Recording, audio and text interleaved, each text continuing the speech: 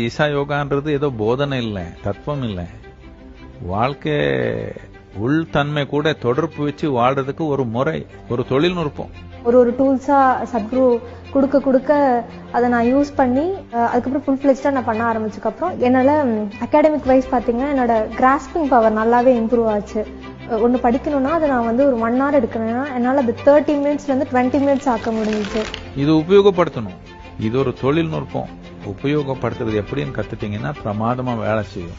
நான் ஈஷா யோகா எடுக்கலன்னா என்னால இவ்வளவு விஷயம் பண்ண முடியும், இன்னும் பெட்டரா இந்த அளவுக்கு ஒரு ஹியூமன் பீயிங்கா இருக்க முடியுங்கிறது கூட எனக்கு தெரிஞ்சிருக்காது. இவ்வளவுதான் நான்கிற மாதிரி தெரிஞ்சிருக்கும். இது ஒரு போதனை இல்லை, ஒரு தத்துவம் இல்லை, ஒரு மதம் இல்லை, ஒரு தொழில்நுட்பம். தொழில்நுட்பம்னா என்ன? யார் உபயோகப்படுத்த கத்துக்கிறாங்களோ அவருக்கு எல்லாமே செயல்படும். ஒரு பாயிண்ட் வரும், அதுக்கப்புறம் நான் ரொம்ப நெகட்டிவ் ஸ்பைரல்ல போயிடுவேன். அந்த ஸ்பைரல்ல இப்போ நான் போக மாட்டேங்கிறேன். டிப்ரெஷனுக்கு போக முடியாது. இப்போ எதுக்குன்னு எனக்கு தெரியும். அவனு இந்த ஜாதி இருக்கட்டும், அந்த மதம் இருக்கட்டும், ஆணா இருக்கட்டும், பெண்ணா இருக்கட்டும், யாரே இருக்கட்டும், உபயோகப்படுத்துறது எப்படி புரிஞ்சுட்டான்னா அவனுக்கு வேலை செய்யுது.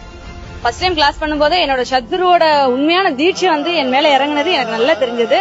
நான் உண்மையில இந்த கிளாஸ் ரொம்ப எதிர்பார்த்தேன். நல்லபடியா எனக்கு எல்லாம் நடந்தது. நன்றி.